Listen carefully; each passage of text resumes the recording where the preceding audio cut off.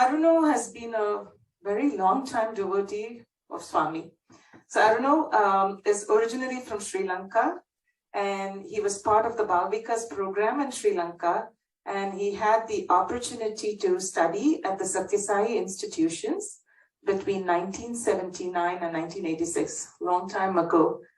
The beauty of this whole, I want Aruno to kind of talk about the beauty of this whole Vidya Vahini, how all this Vahini series has happened and how he chose Vidya Vahini. Maybe did Aruno choose it or Swami chose it for him? I think Aruno is going to share that information with us. And without further ado, I will hand it over to Aruno to give more intro about himself and about the topic that we're going to be discussing and what we're going to get out of this. Sairam Aruno, thank you. Sairam everyone. I would like to start by offering my loving pranams, loving salutations at the lotus feet of my dearest mother Sai. Nothing in the path of spiritual journey is coincidence. Sister Saundari had reached out to me, I think a couple of mentioned that the region one was beginning a journey of study of Swami's Vahinis, and that we should, if I could help in some way, it will be helpful. And I was surprised, but if that was what Swami wished, I said I will. So when she reached out to me and she said, "Okay, fine. I will help as much as I can." And then she told me, "You should pick a Vahini and let's start with that." And I said, "You come out of the blue and asked me, and I really don't know which Vahini to pick." While I was stating this in my mind, I thought maybe I should do Vidya Vahini. Because Vidya Vahini is one Vahini which is close to my heart. Though I have tried to study other Vahinis as well. The reason was because in 1991, I got an opportunity to be in Bharti while studying the Vidya Vahini. And it so happened that Swami had come out and everyone was giving something to Swami for signing among the students. And I didn't have any photograph or anything like that. Swami was standing next to me. So I just stretched the book and Swami took it and lovingly signed it. So that has always been with me, and it's something which I treasure and I study. So that was the thought in my head. And then I said, I thought, I should not, it's my mind may be playing the trick, so I will not suggest Vahini. And I told Sister Saundari, you share. Whatever you have picked, I will go with that. Because that will be what Swami has wanted me to study. And she said, okay, I have come up with a tentative plan. And she sent me a WhatsApp message with a list of Vahinis listed. And the first Vahini was Vidya Vahini, and that was assigned to me. So you can see how Swami choreographs all of our journeys. And today what I am going to speak, I hope if I am not blocking it, obstructing what Swami wants me to say, it will come through. I pray to Swami to make sure that whatever he wishes that I come from my mouth comes out, and whatever should reach your hearts reaches it, even whatever I may blabber. So with those prayers, I will start the session today. I was asking for some guidance from Sister Saundari as to how, what should I speak about, what should I touch upon. Then she actually gave me a blank slate and she said, you tell, what we have, how we have to study, what we have to study, and so on. And maybe you touch upon a few things in Vidya Vahini and give some glimpses, and then that should inspire everyone to study. So I thought, first I will say, why the study of Vahinis is important, based on what I have learned. Thanks to Swami's grace. I will share that. So I hope that inspires, have some inspiration for you, because that has inspired me for many decades to study Swami's Vahinis. And then I will touch upon some of the methods of study which I had learned when I was in Balavikas and also in Parthi. So I would like to share that. And then maybe I will touch upon a few things, few topics in Vidya Vahini, and I hope that suffices for today. But from what I understand, we will come back after a couple of months to again regroup and share and discuss what we have learned. Then it will truly become a study circle. So let me just tell about my own journey with the Vahinis, because Vahini is very, very close to me, and there are many points in time where Swami has somehow stressed the importance of the study of Vahinis to me. When I was a young kid, I had just joined the Balavikas, I joined the school. It was more or less at the same time when I joined grade 1 is when I joined the Balavikas too. I was having some learning difficulty. I just could not make sense of anything at school. And it was just completely blank, where my mind was. Months after I joined the school, I just could not write even in studying in Tamil medium. So like that, the letters themselves were just too complicated and I was getting confused. I could not add 1 plus 1. I could not count. So these were challenges which I did not know. All the other children seemed to be doing something better, but not me. And it troubled me, and it troubled my mother more than me. So she took it upon herself to spend a lot of time trying to get me to understand, and she was exasperated. Then, she gave me some instructions as to what I should do every day. And more than studying, I wanted to please my mother because I was attached to her. So what she said was every day I have to stand next to her, and when she chanted the Ashtotram, I should chant along. Try to listen to her.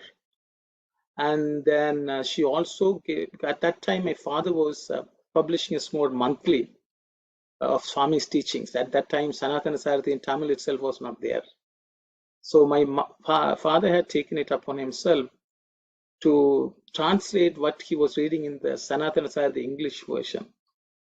And he produced a monthly in Sri Lanka on Swami called Sathya Amritam. At that time, it was a small book, pamphlet, you could say. It was a few, about 10 pages worth of material. It was called Sathya Amritam. And my father published it in the year from 1970 to 72.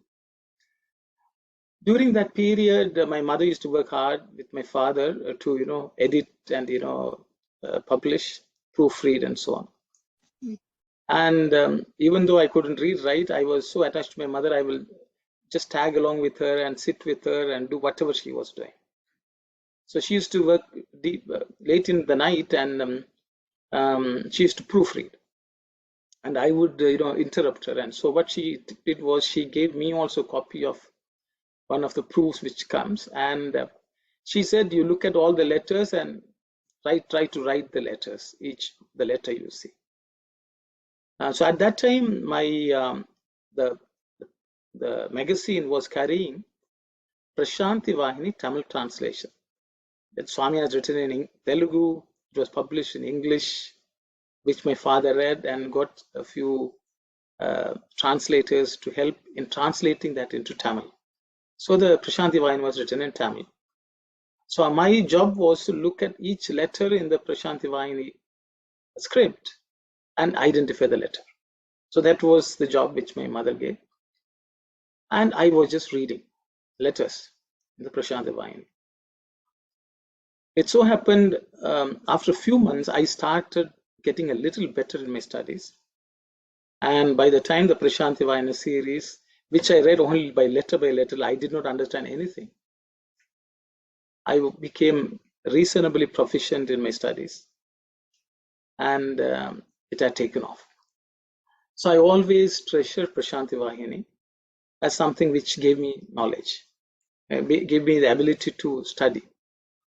So even if we do not understand what is written in the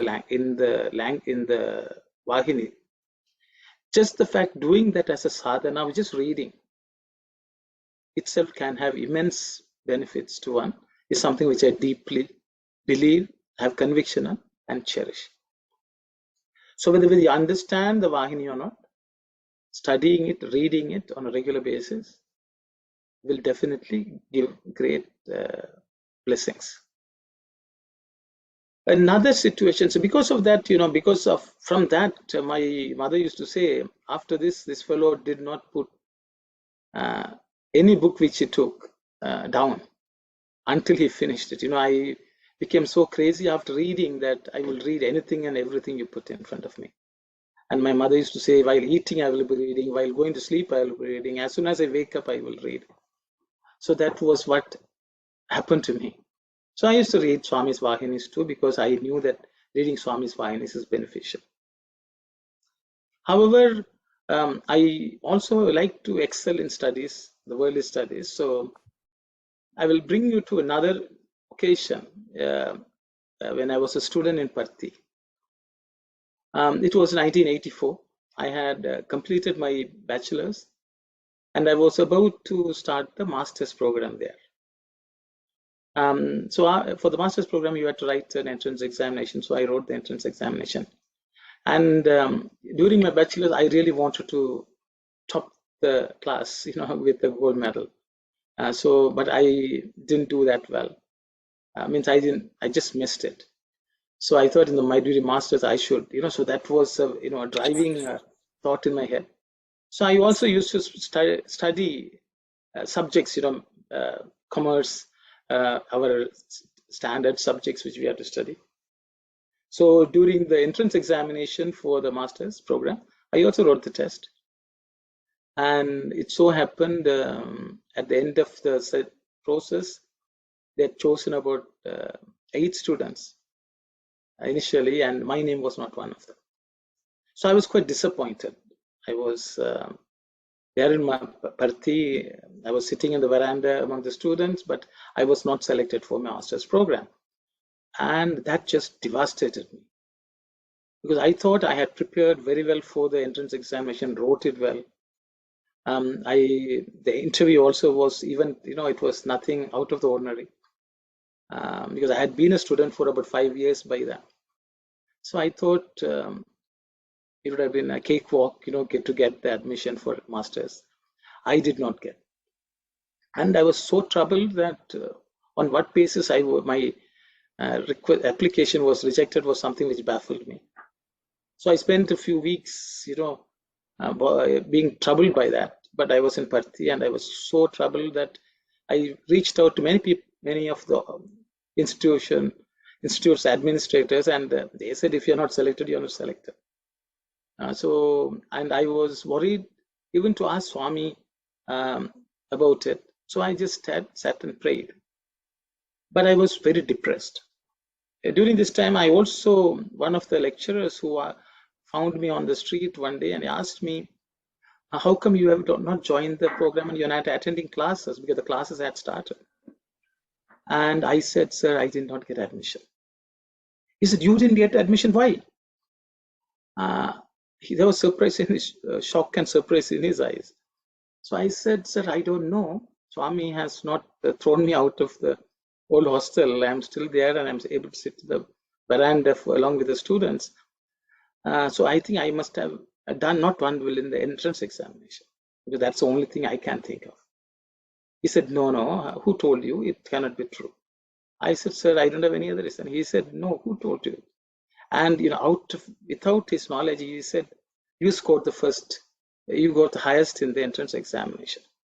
And that just shook me. Then I realized who the culprit was who did not give the admission. Because what happens is, when all of them compile the list and it goes to Swami, Swami has to tick, Swami will say whether everyone can be admitted.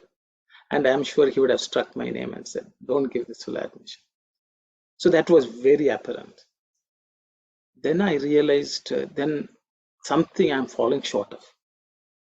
I should not, what am I falling short of is that Swami has not kicked me out, thrown me out of the hostel. Academically, it seems to be okay, but then what is bothering? Then I trace back to my earliest student days, because once before, when I was upset with Swami about him not talking to me, he had given me a scolding, and he had told me I should learn to be happy. I should be happy with whatever he gives. So then I said to myself, I'm able to attend bhajans, I'm able to have darshan. I should just be happy just with that. I should not seek something of the world. During this time, then Swami one day came out and said, I'm going to give a talk. Okay. One day evening in 84, July. And Mike was brought and Swami gave a talk. In that talk, he said, there are many who come here year after year. There are many who stay with me and study. But they all seem to be attracted to the worldly knowledge.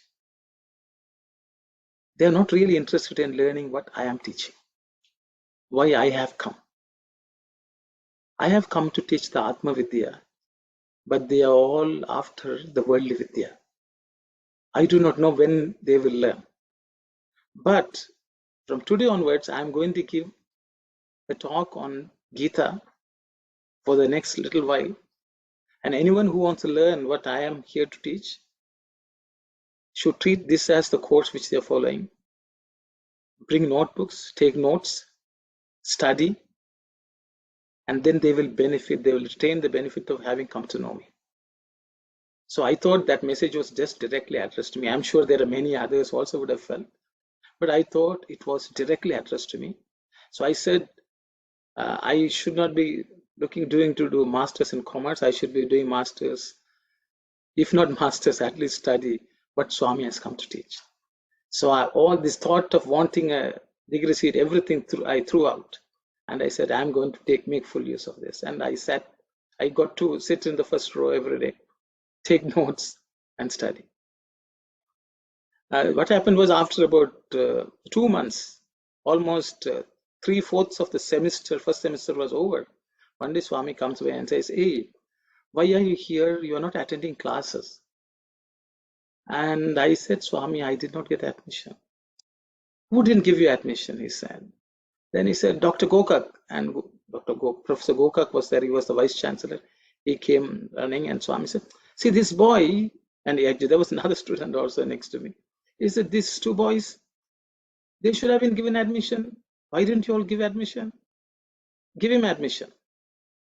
So almost at the end of the first semester, I was admitted to the master's program.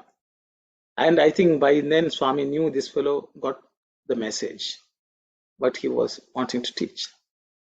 And then Swami did not stop with that. Swami, a few weeks later, after I had started attending college, there was some small competition, a photo caption contest, in which I was the winner.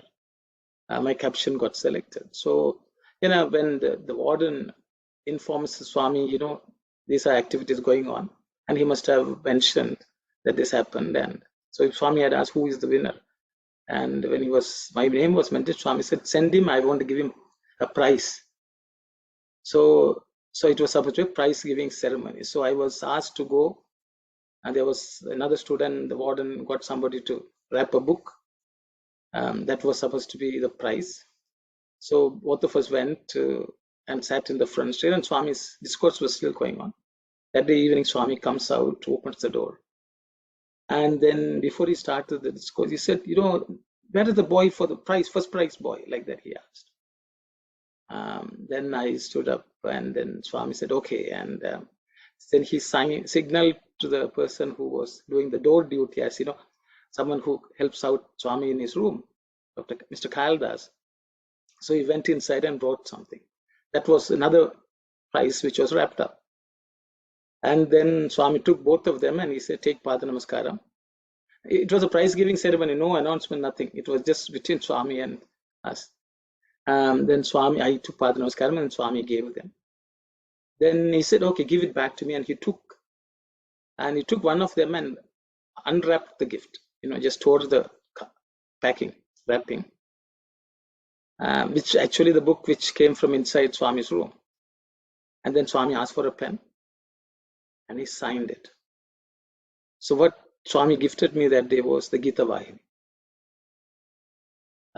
So I was so touched that Swami took the pains of getting somebody to buy the book or bring the book, getting it wrapped, giving it to me, and also later on signing and then giving me. I think that was the greatest prize I ever got. I never got any other prize, no other medal during my study there for 7 years. But I treasure that as the biggest gift. The gift was just a symbol of that I should not go after the worldly knowledge, and I should show my interest towards the Atma Vidya which he has come to teach.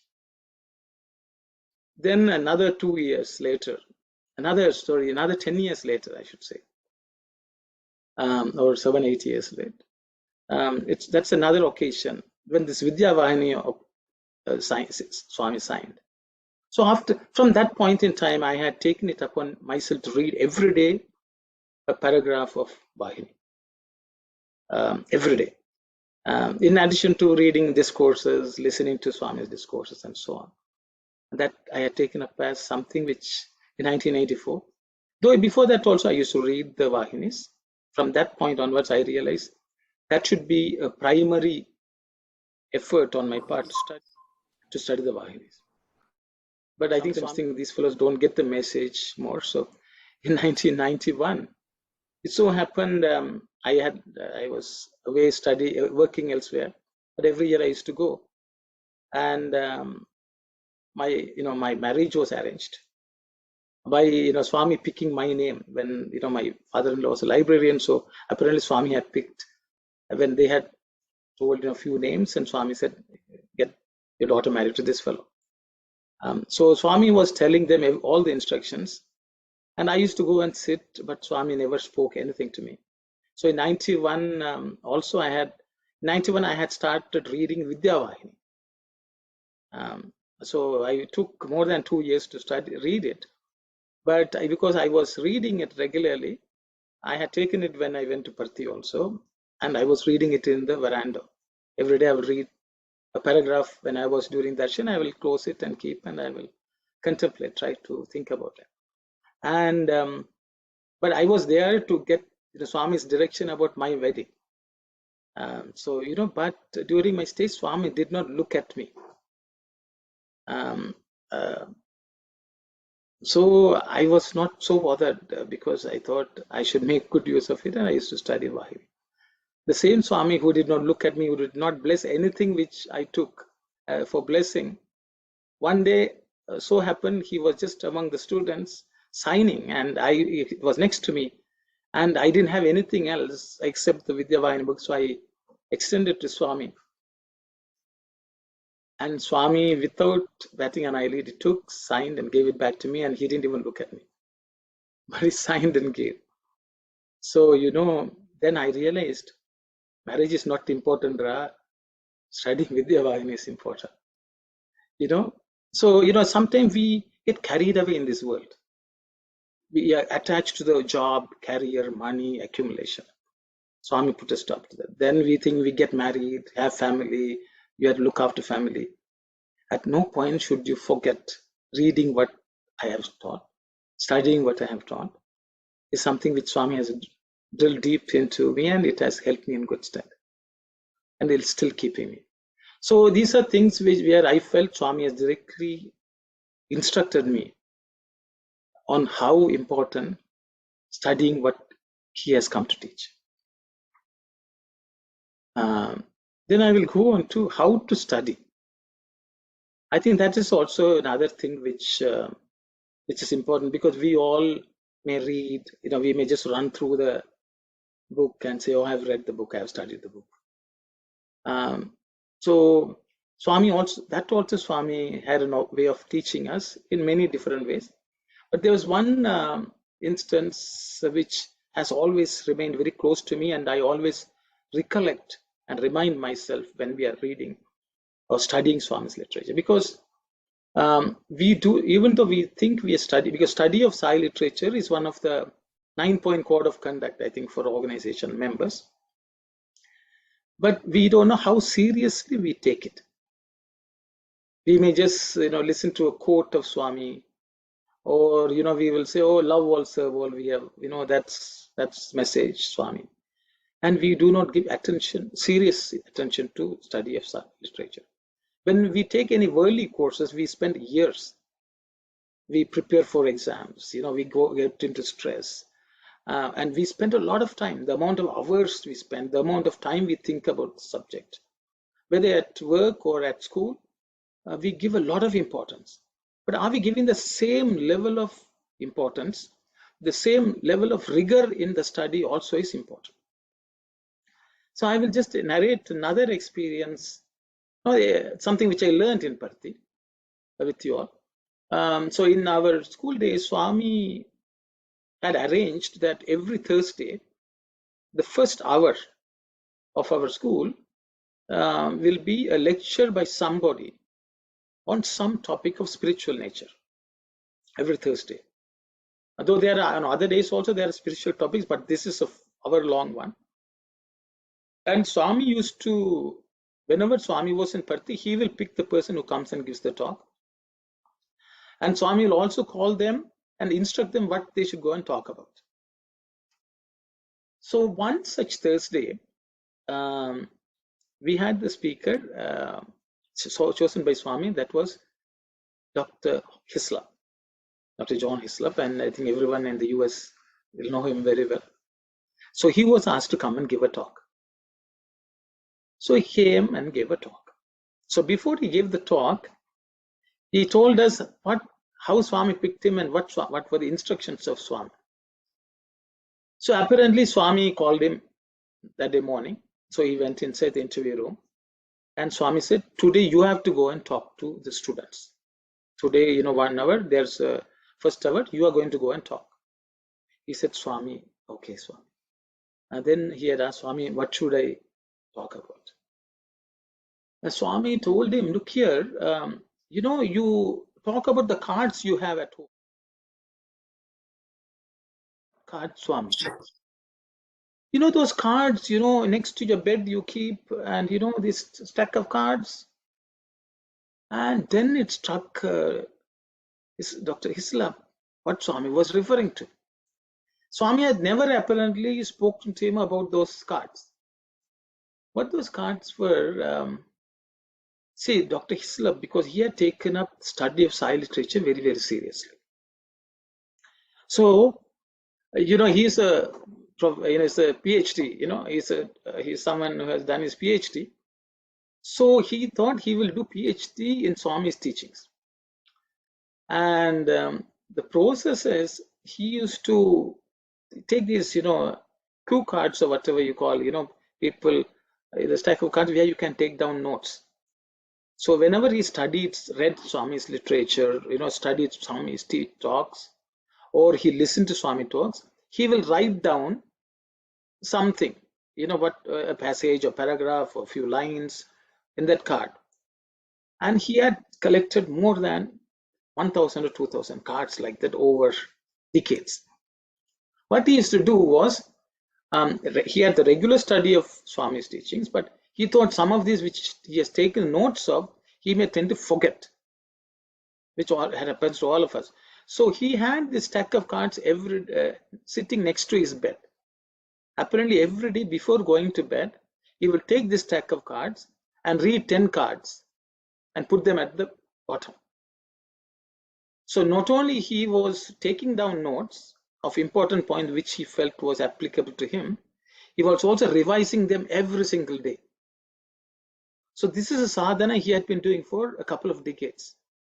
And then Swami referred to that. Apparently he had never mentioned to Swami, and Swami has never spoken to him. But he said, you take those cards and go to the students and show what you are doing and tell them how they should study.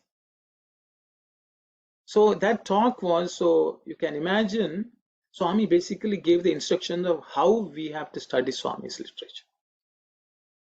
We should study with the same level of seriousness of studying anything in life which we have studied, same level of seriousness or much more that we should accord to studying what Swami has taught. So Swami has given many discourses, he has written 15 Vahinis. Even if we do not understand, we should read. We should have a regular process of study, and we should apply the level of rigor which it requires, just like any other field of study that we engage in. So with those thoughts, why it is important to study, how we study, I think I've covered to some extent. I'll just come to the topic of Vidya Vahini itself. Vidya Vahini is written over a period of 19 months between the year 81 and 82 by Swami, and it was published in Sanatana Sarathi during that time, I think over 19 months. So I think the time period Swami gave for devotees to study is 19 months, because every month he will write one chapter. We should read, digest, revise, memorize, study, and then go on to the next chapter. Because that's what that's the way people were doing it. And I think the first Vidya Vahini book came out in 84 by compiling all the 19. But it was written that time. So, but I think that the plan is to read the Vidya Vahini over 2 months. Because I think we have to read it many number of times to understand to get everything which it contains. But I think it's something to start somewhere. At least we can, read through quickly, get a few points and study it, and that will be the best. There are many topics which Swami is touching in the Vidya Vahini. So I think the arrangement, from Sister Soundari, which I learned was that you will all read Vidya Vahini for the next a month or so, 2 months. And then we will come back and have another discussion session of what we have learned from that. Because I had some lead time, so I had also started reading.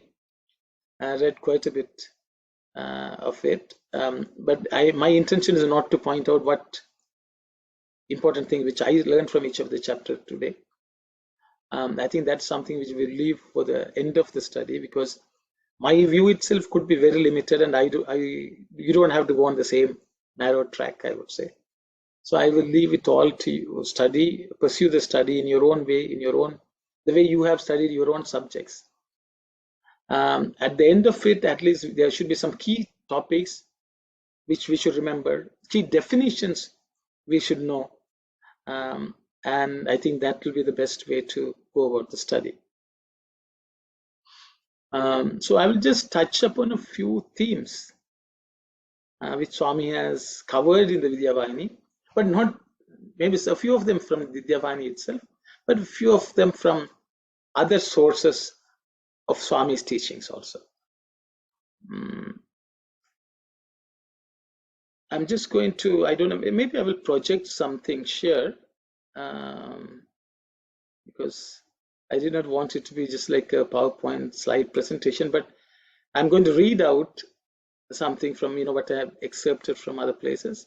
So I thought I will share that with you all, so you all can read along. Let me share.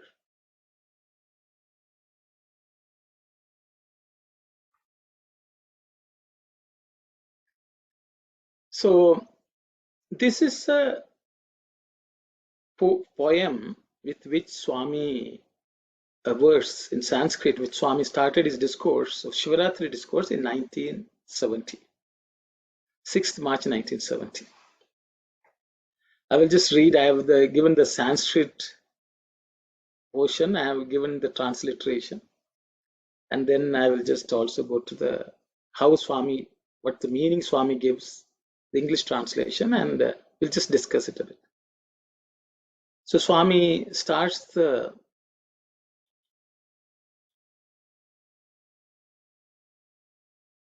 Kusur.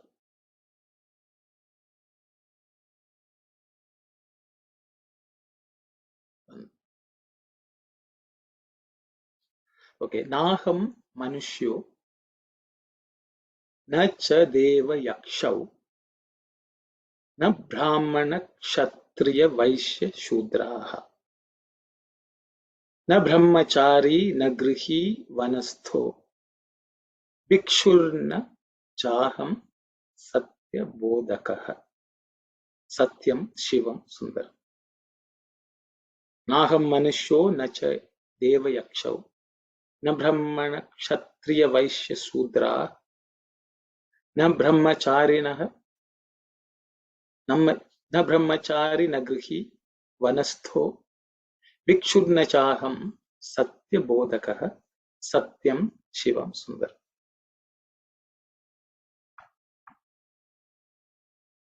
So this is an excerpt from the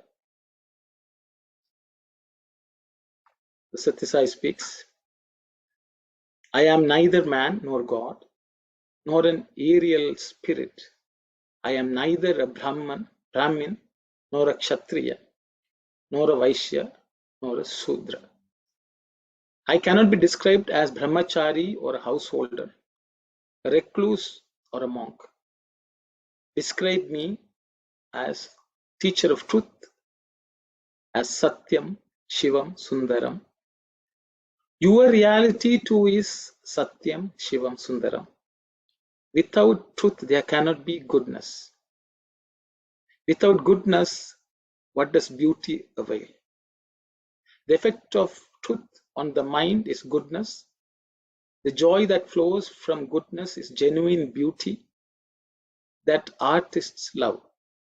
The three are really one and indivisible. Experience this truth as goodness, and this goodness as beauty. That gives the highest bliss. Let not lesser ones distract you. Do not fritter away your energies playing the silly game of gaining and losing, gathering and scattering, winning temporary fame, fortune, and felicity. Go straight on the royal road that leads to self-realization, and don't stray into the by-lanes of counterfeit bliss. Okay, so this is all from the discourse. I'm just going to stop sharing and we can discuss.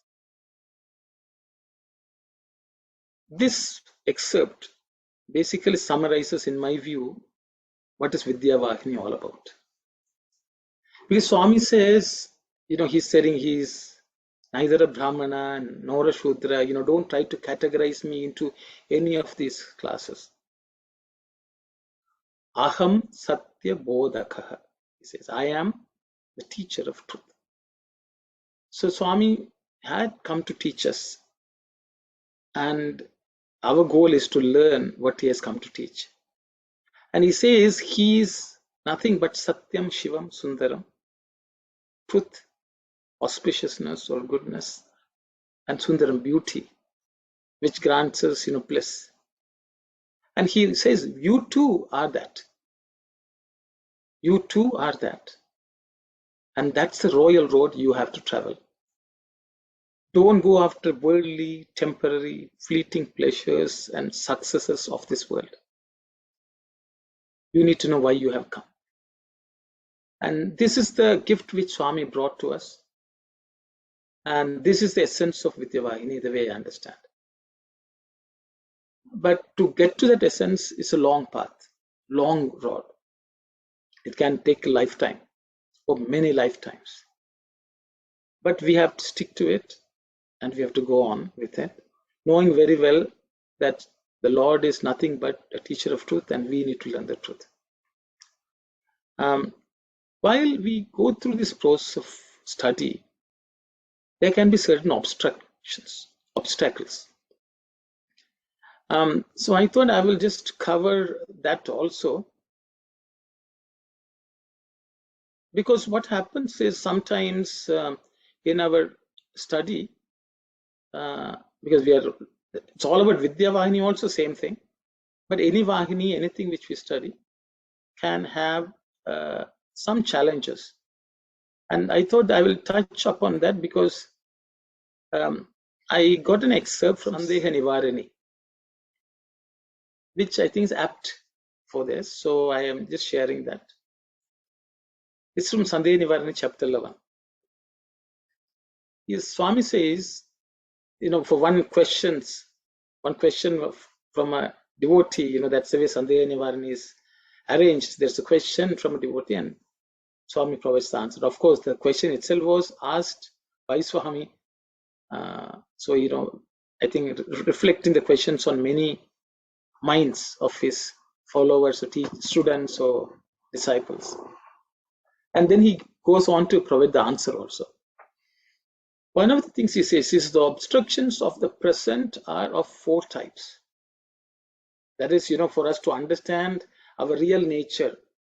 I think Swami is talking about Asti Bhati Priyam, which is nothing but Satyam Shivam Sundara. Our inability to understand that, what are the, Swami says there are obstructions of the present, multiple obstructions Swami is talking about. These are the roadblocks which we ourselves create. So Swami has gone through that, so I thought I will touch that also. The obstructions of the present are of 4 types. I think I will just do a time check.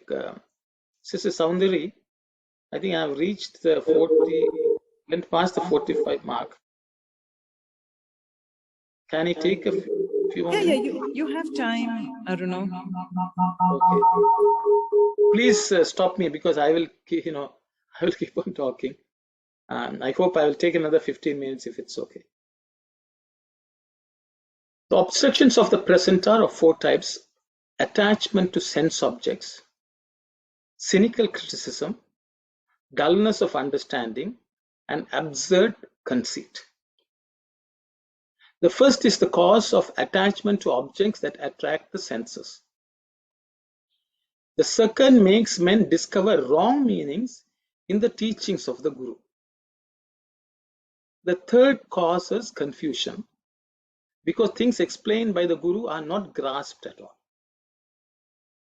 The last obstruction makes one feel that one is a great scholar, pandit, or ascetic, mistaking the body and the senses for the Atma. So in the path of study of any spiritual literature, Swami says there are 4 blocks which can trip us and we will fall. And we have to be always wary of them. And Swami gives further instructions of how we can avoid these. So I am not going to go into those details. If anyone is interested, they can read the Sandeha Nivarani to understand them. But just to put it in simple terms, the way I understand, the first is the attachment to the senses. Okay. Sometimes what happens in our world is we are busy with worldly things that, we do not assign enough time to study what Swami has come to teach. If there is, we have to watch something for 1 hour, in the TV or movie or some other book, some newspaper, all of them distract us.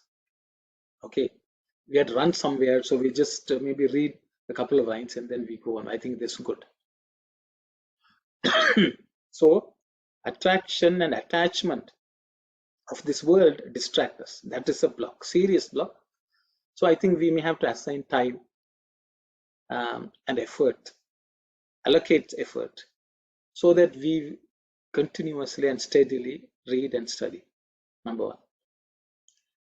Then the second one is makes men discover wrong meanings in the teachings of the Guru. Okay. So the thing is, sometimes what happens is when we read something out of context, we may completely attribute wrong meanings because we have ignored everything. Then what happens is we continue to dwell on the wrong meaning and we miss the point. So that is also something which we have to be guarding ourselves. And Because that's why we should never reach a conclusion that we have understood whatever Swami has told. Always have that open mind, question ourselves, and so on. The third one, Swami says, because the things explained by the Guru are not grasped at all. So we don't grasp at all. So for that, we have to get the grace of the Guru only. We don't have anyone else to go to. Then how do we get the grace from the Guru is another question. When the Guru has taught something, when we try to find clarity elsewhere, that can create much more confusion. Swami has taught and Swami has repeated, Swami has explained in many different ways what he has taught. So I think one important thing is when we study a particular subject, we should also study allied topics which Swami has taught himself rather than rely on somewhere else, someone else to explain. I think that's also important. Or we can study with people of similar interest who are studying the same subject.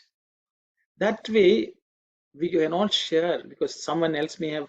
That is why Swami encouraged the sadhana of study circle, because we all study one subject, but from different angles. So when we who have the same goal of studying the same subject under the same Guru, that helps in clarifying what the Guru has taught. And I also have found that praying to Swami regularly, reading with a sense of reverence that we are touching Swami's words in an environment which is where we do sadhana, that also helps. Another thing which I found was, we should understand when what Swami has taught, in which Swami is telling in the Vidya Vahini, that what he has taught has already been stated in the Vedas, Upanishads, and so on. Gita, the Prasthanatraya, all that Swami has touched upon. Prasthanatraya, the three fundamental, foundational texts of Sanatana Dharma, which Swami came to re-establish, which are the Upanishads, the Bhagavad Gita, and the Dharma Sutra, Brahma Sutras. For all these, Swami has penned Vahinis also, Gita Vahini, Upanishad Vahini, and Sutra Vahini. They also cover these Prasthanatrayas. And they actually open a vista for us to pursue and study also. Like Swami would say, Bhagavatam you should read. That means we have to take up study reading the Bhagavatam. Things like that. So Swami has explained how we should pursue our, further reading, further study to understand what Swami has taught. Because each of Swami's word, each sentence he has written is a sutra by itself. We can spend a month or a year just to look at one sentence of his.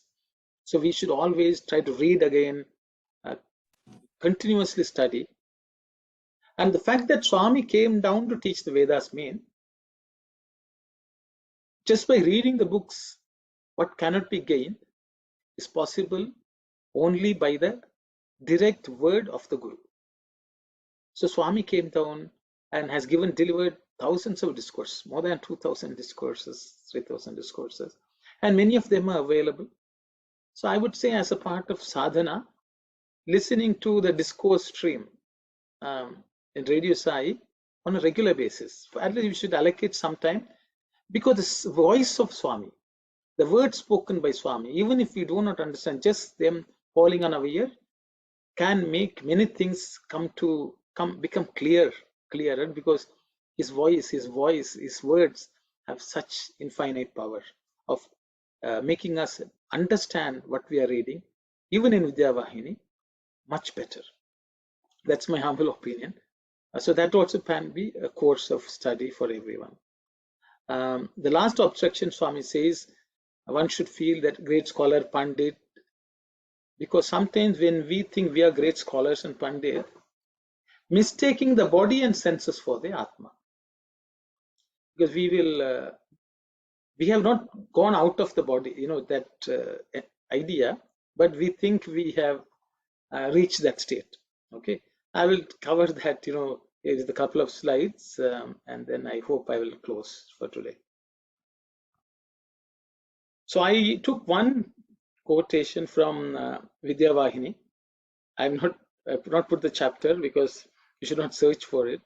I hope you will come across this.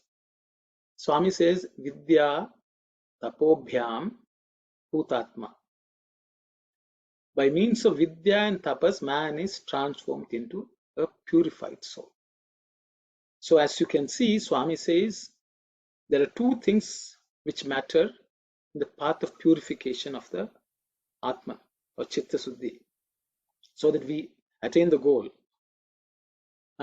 Vidya and Tapa. Okay, Vidya means studying, reading, trying to know. Tapas is also important. You know, tapas means, again, Swami will say you don't have to go to the forest and giving up everything. But there should be some rigor in what we study.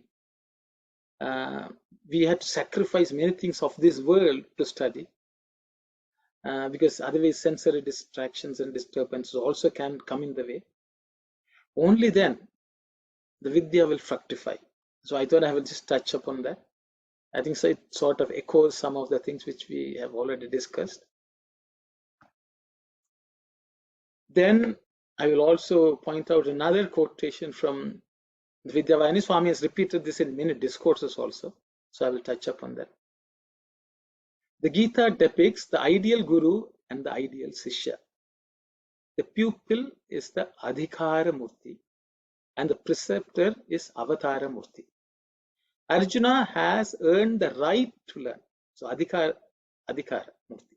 Krishna has come as man to teach. The Lord has descended. The pupil is Narottama, the best of men. The preceptor is Purushottama, the best among physical embodiments. The pupil wields the bow. Guru wields the secret of all skills, yoga. He is Yogeshwara. Arjuna is Dhanudhara. One is the Lord of Yoga, and the other one is wielder of the bow. When these two meet, Vidya is transformed into Brahma Vidya. So as we engage in,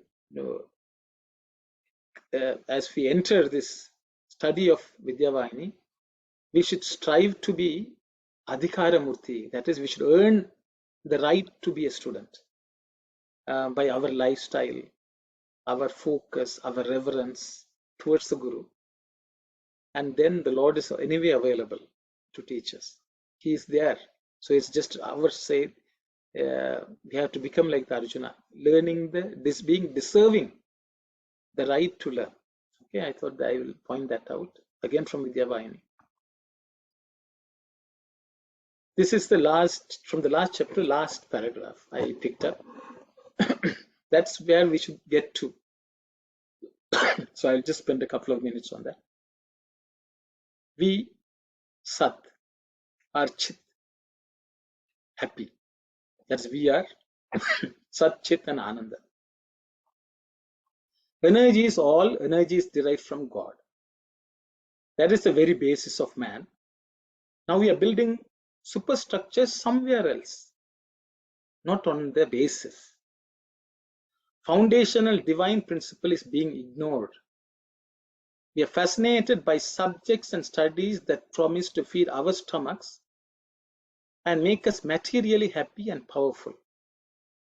But the hard truth is the divine beneath all.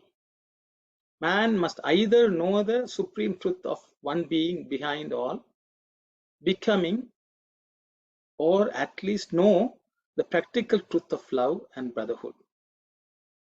These 2 points are the limits which education must ever keep in mind, the starting point and the goal.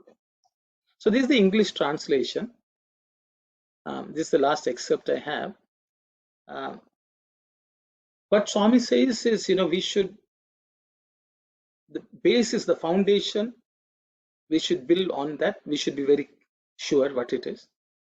And but we are building it somewhere else. Okay. So what happens is when we study Swami's literature, sometimes, I will just give a couple of examples. Swami, actually in the Telugu version of Vidya Vahini, it's a bit more clearer. Swami says, Chinna Satyam, the small truth, is the goal, Lakshya. Okay. And Swami says, Pedda Satyam, is Katina Satyam, is the Adharam. That is basically, we are on the supported by the Periya, which is God. Okay. God is the one who supports us so that we attain the goal of understanding that we are divine. So we are dependent on Swami, dependent on God, to reach the place where we think we are also divine. So that is a goal. So I will give another example. We are standing on a big branch which is supporting us, and we have to reach a smaller branch above. That is the goal.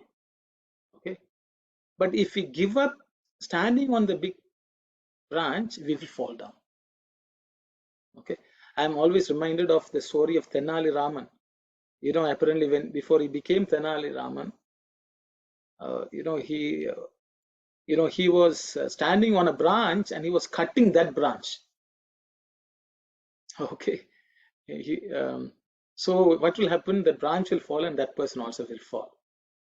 So we should understand that Swami has always provided us the basis.